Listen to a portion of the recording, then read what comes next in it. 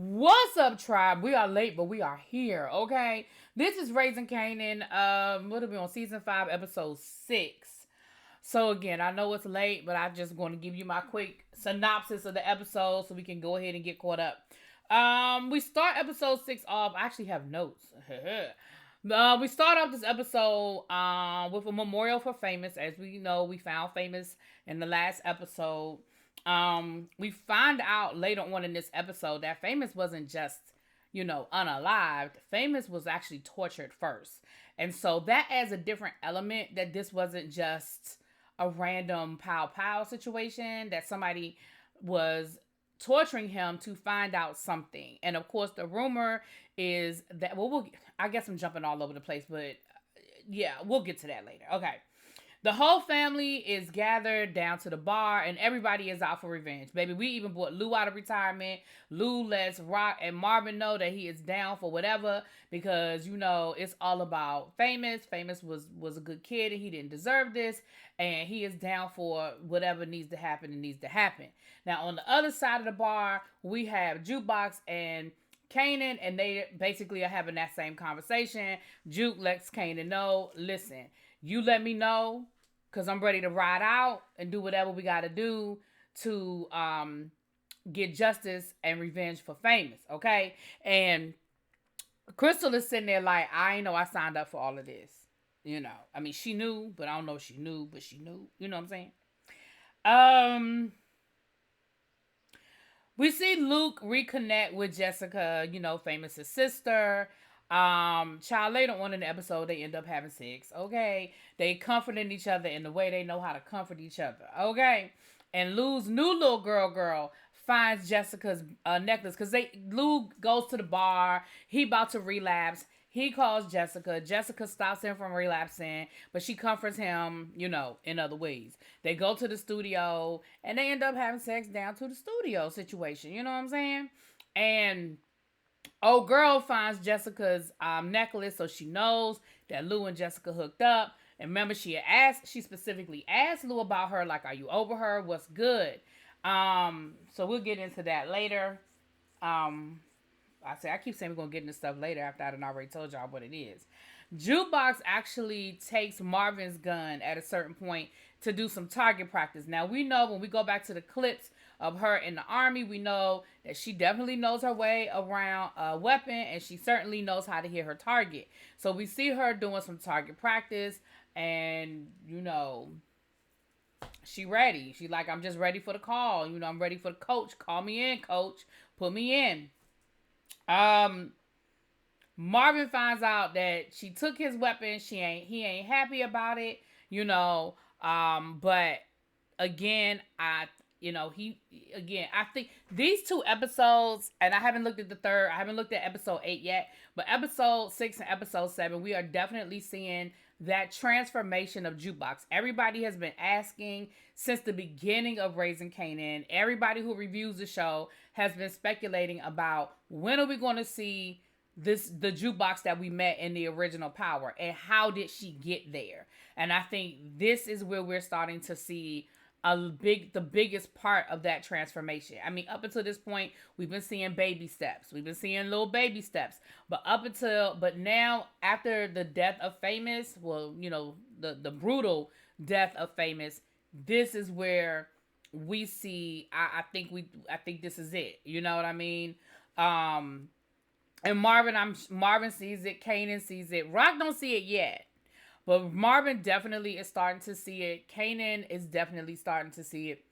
So that's how it goes. Unique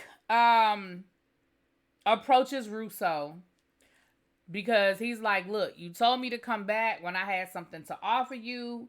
And Russo was like, well, what do you like? What he said, look, I gotta connect, because remember, he to hook back up with Quan. He says, I have a connect, and I got an army. He was like, I just need some money. I just need you to help me out. I need you to, help me, and I need your protection, because if I'm going to take a swing, we already know Rock is being backed by Stefano and his crew. So if I take a swing, I need to know that you got my back. And Russo was like, look, I'm still really not sure how this benefits me. And yeah, I want revenge for Sal, but at the end of the day, if I take a swing and you miss, that's my ass. So they come up with an agreement, Unique lets him know we not gonna miss because I know this, I know this, I know that, I have this, I have that. Like he's letting him know, look, I've already been paying attention. I know how Rock is moving. I know how she's moving her stuff. I've cut off her supply because they don't know that Rock is about, hooking up with the Afghan. But he was like, I done cut off her supply. I just need you to help me out. I just need you to get on my feet, right? So they come to an agreement, and then we see this whole montage of Unique getting his swag back. He's getting his hair cut, getting a shave, he's getting some new clothes made, he's getting his jewelry back, and he lets the people know that he is back in the game. People who thought he wasn't here anymore were like, whoa. And he getting himself together. Like he's ready to make a move. Um Rock and Rock and Marvin, they go down to Terry's old spot. We know Marvin took care of Terry last episode, and now David is in charge, and we already know what we get with him. He hides a kite. He could care less about this business, and I really almost feel like to a certain extent he playing in Rock's face. You know what I'm saying? Because he's not as oblivious as he's pretending to be. He's talking about they need to have a mixer so they can all get to know each other and stuff. Like he high, but he ain't stupid high. But I also think that a part of him is like, listen, I know you killed my brother. And I think he's silently sending a message to Rock and Marvin. Terry was a lot more blunt about it. Like, I'm going to go to the police if you don't leave me alone. I think the brother is being a little more stealth about it, but I feel like that's the message that he's sending. Like, look, I'm going to move when I feel like moving, if I feel like moving, because I'm not scared of you. Because at the end of the day, I got my cut card, and my cut card is, not only do I know what this whole operation is giving, but I also know you're the one that killed my brother. And Rock sort of knows it, so she's sort of moving real stealth about it, but at the same time, trying to figure out what she needs to do. Rock definitely does have a lot of fires burning, and it's gonna get worse, but she's got a lot of fires burning. She know that her and Quan, she's waiting for the Afghan, supplies drying up. She's got the situation with Kanan, they halfway in, halfway out, her mama dying. Like, Rock got a lot going on, okay?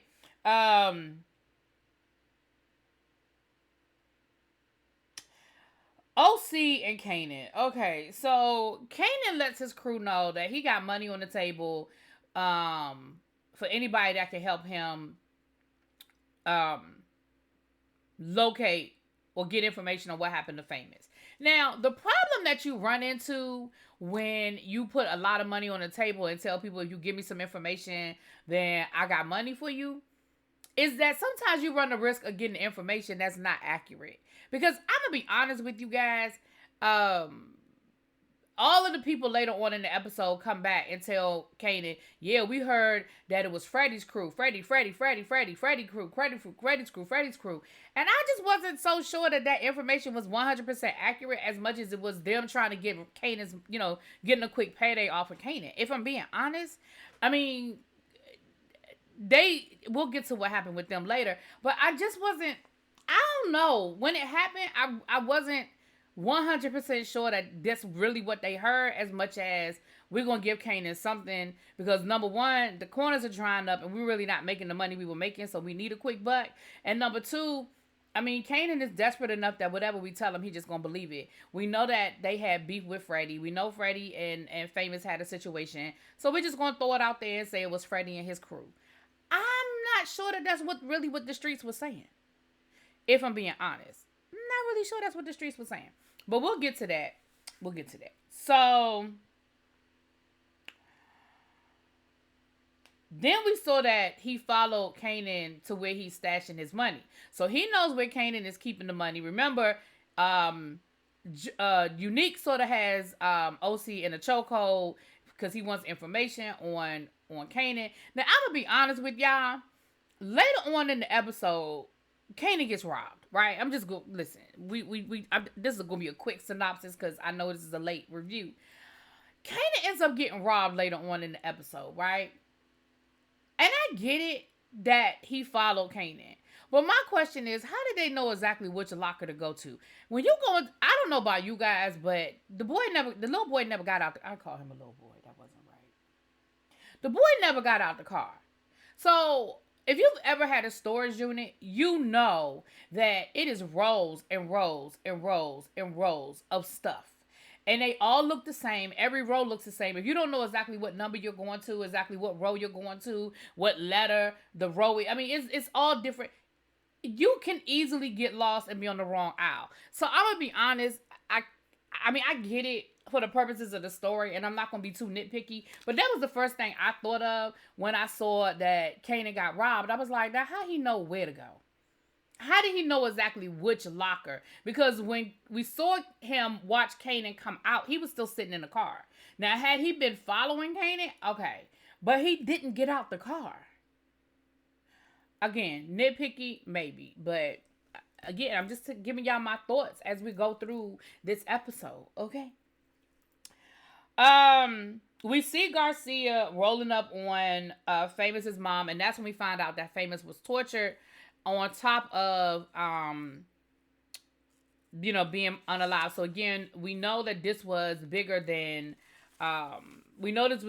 just somebody, like I said, it wasn't and the fact of where his body was found. Like, his body was found nowhere near their stomping ground. So I don't know. I mean, we do know that Famous was a crackhead or, whatever. So he may or may not have been venturing out of the area so he could get his drugs, because him and Kanan weren't in a good space. He didn't want Rock to know. Like, it was a reason why he might have been on that side of town. But I also don't think it's Garcia, because why is Garcia trying so hard to find out who did it if he knew it was him? Like, if anything, I could see Garcia trying to see what the streets are saying to find out if they know it's him. But Famous mama wouldn't know nothing. So I don't know. I felt some kind of way about that situation, because I was just like, honestly, I hate to say it, y'all, and to me, the arrow is sort of pointing at Marvin. Y'all remember how Marvin was torturing old Basie Skanks? And if y'all didn't watch Greenleaf, y'all don't know who I'm talking about when I'm talking about Basie Skanks. But the connect from Baltimore. Y'all saw how he tortured that man when all he needed was the name of the connect. It's not above Marvin to torture somebody to get information. And we already saw earlier in the season where there was speculation that Famous had linked up with the police, right? We saw the conversation with Kanan and Marvin about it. So I don't know, to be honest with you. If somebody said right now, who on the cast do you think did it? My money would be on Marvin. I'm just being honest. And we know Marvin don't have no problem going rogue. Now, could it be a totally new player in this? Maybe. Maybe they're going to introduce a new character. I don't think it was Unique either, because Rock says it in the next episode. If it was Unique, first of all, they'd show us, I feel like. But Unique would have also taken credit for it. Whatever. So, neither here nor there.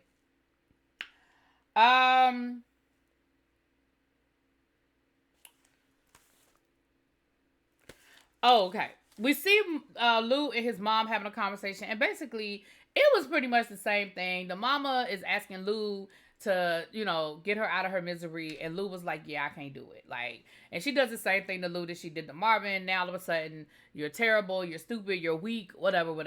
So, and again, that, in the next episode, that'll come full circle. But anyway, Lou is in the studio with Barilla, and he is losing his mojo because he's in his head about Famous and what Famous could have been and how Famous, wasn't who they feel like he could have been. And, I mean, gone too soon kind of thing. And so now he kind of wants Barilla to, like, talk about different things. Like, why we got to talk about the streets? Why we got to talk about all this violence? Like, he's sort of losing his mojo. And that roughing, that hardness. And of course, Barilla is like, listen, first of all, ain't nothing wrong with my music. Like, you're tripping. Second of all, what's going on? You're not putting anything out. You're not releasing anything. I need my money. And Lewis telling him, listen, all things come in good time. You know, we want to roll you out the right way. You know, yada, yada, yada. So later on in the episode, we see him, be realer, that is, roll up on an old friend of his, tell him, look, I got a quick lick that we can hit. You know, rich white guy, you know, keeps a bunch of money in his house. We got to roll through there because, you know, I need a little piece of change. Because we also saw him have a conversation with his baby mama. His baby mama was like, look, I ain't really trying to press you out, but at the end of the day, baby, I need money. Okay, baby need Pampers. Baby need a new pair of shoes. I need you to do better. I need you to do more. So we see that he's sort of desperate for money. Now, again, we saw this coming 3 episodes ago when the head of the studio told him, I keep all this cash in my house. I don't know what made him think that was a good idea, but neither here nor there, he did. So, at the end of the episode, we see them planning the robbery. And we'll get to that in the next episode. Rock meets up with Stefano. They end up meeting with the Connect and they come up with the terms. So they're going to start getting their product from the Afghani, and you know, there we go. So she's back in the game. At least she thinks she is. She ready to rock and roll. Now we see Juke and Kanan. They run up on Freddy's crew because Kanan got this information. And again, this scene is where we see that Juke is taking full pleasure and putting a gun to somebody's head and threatening their life. One of the boys peed on himself, and she just thought it was the funniest thing she ever seen. Okay, and she didn't even want to stop, even after they told them, listen, we didn't do it. We didn't really like Freddie like that. Like we rolled with him and everything, but none of us really liked Freddie enough to take out Famous. Like none of us would have done that. And then one of them was like, well, we actually saw the police pull Famous up off the street. Like, it wasn't us, but we saw Famous get pulled up, you know. So now they got it in Juke and Kanan's head that maybe the police did it, but certainly not them. They start hearing police sirens in the distance because, baby, they got them in the middle of the basketball court in broad daylight. So somebody called the police. So the police are on their way. They can hear the sirens in the background, and Kanan is like, listen, we got to go. We got to go. We got to go. And Jukebox is just, I mean, you could just see the euphoria all in her face. Like, she is just loving it, right? But they end up rolling out. But again, we're seeing the transformation of Jukebox, right? We're seeing that. Then we see the bookie, the bookie that Marvin put on with Stefano. He's actually complaining to Marvin. He's like, look, this shit ain't all it's cracked up to be. By the time I give you your cut, and by the time I give Stefano his cut, I honestly ain't really making no money. Like, I'm actually making less money than when I was running my own operation. He said, and then I'm chasing these daggone mafia guys around because they don't want to pay me, talking about they made men and they don't have to pay me. And Marvin was like, I don't understand what you're talking to me about because I already told you that I don't have nothing to do with that. Like, those your problems. Handle them the way you need to handle them. So he basically tells him, do whatever you need to do. What you telling me for? Now, y'all already know that's going to be a problem. Marvin basically then gave him the green light. You know.